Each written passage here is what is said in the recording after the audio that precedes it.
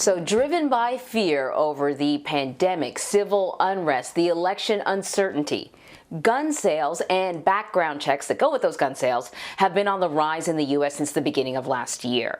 Last month alone saw more than 2 million guns sold. That's according to the Washington Post. And that is an 80% spike from the same period a year ago, and the second highest one-month total on record. This comes as gun purchases by people who may be restricted has skyrocketed due to what's being called the Charleston loophole. So CBS News' Graham Cates is here to discuss it. Graham, you've been looking into this, and I mean, it's concerning. The Charleston loophole sounds like this kind of whimsical phrase, but it's describing something that I think what we're seeing is sort of a system that is breaking a little bit under pressure. How or why was this legislation able to pass, and what exactly is the Charleston loophole? The Charleston loophole is a nickname given to this because it's actually how Dylan Roof was able to buy the gun that he used in the 2015 massacre at a church in Charleston. What it is that when you buy a gun from a licensed dealer, they're required to put your name through a background check system. And the vast majority of those checks go through relatively instantly, but sometimes they can drag on for a variety of reasons. And what's written in the law is that after 3 days, the gun seller is allowed to proceed with the sale so that you don't have to wait any longer while the background check is completed. And in terms of how that impacts the real world, that means that there's a group of people who are barred legally, whether it's because of prior felonies, prior domestic violence, from buying guns. And they're able to get the guns because the background check hasn't been completed yet after 3 days. And the total number of people who have been able to do that and who did that in 2020 roughly doubled. We're talking approximately 6,000 Charleston loophole sales compared to 3,000 in 2019. And that's just based on the number that were actually completed after 3 days. There's this whole other group that never get completed in terms of their background checks, even though maybe purchases get made. Okay, so here's the thing. If the FBI can't get the background check done within the 3 days, and if they're dealing with a record number of checks, that could happen. It then becomes the job.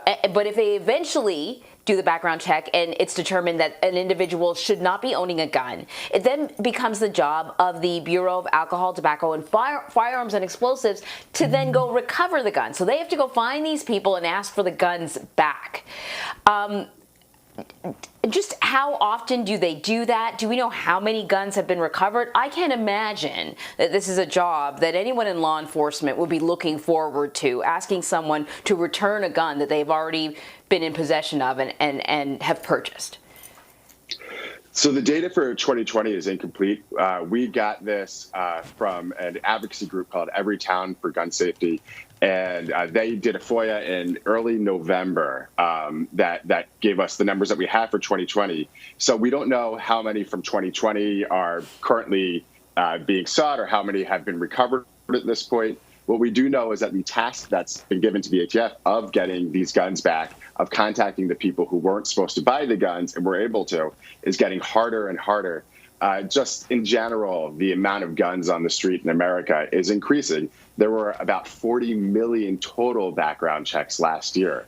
So, and that's compared to, on an average, for the last 5 years before that, there were about 26 million. So the task of policing guns in America is getting harder.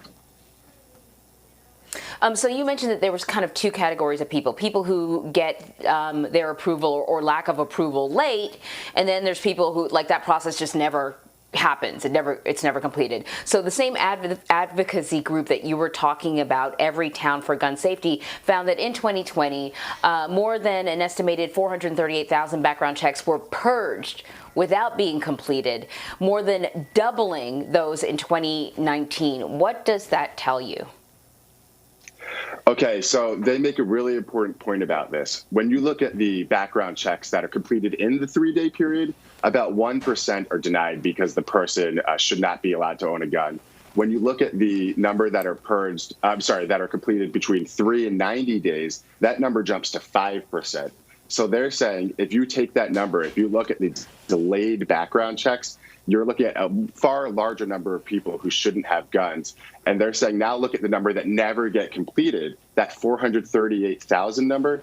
And that gives them what they think is a pretty good look at a much larger number of guns out there in America that are being used or owned by people who are not supposed to have guns at all.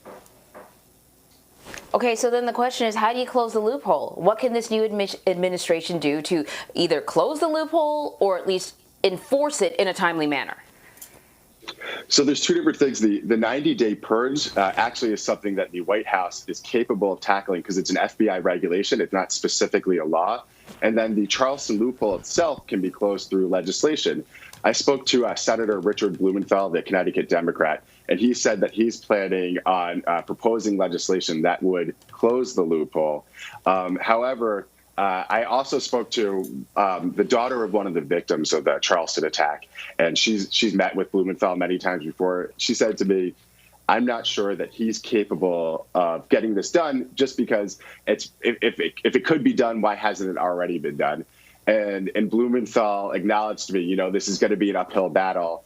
After Newtown, they wanted to get universal background checks across and needed 60 votes to get it through the Senate, which they would need for closing the Charleston loophole, and only managed to get 55. So even though there's Democratic control across the board in D.C., and the Democrats typically try to do gun reform, closing this loophole may not be so simple. Yeah, Graham, really good reporting. If you're interested in Graham's reporting on this topic and other topics, head to cbsnews.com. Thank you so much. Thank you.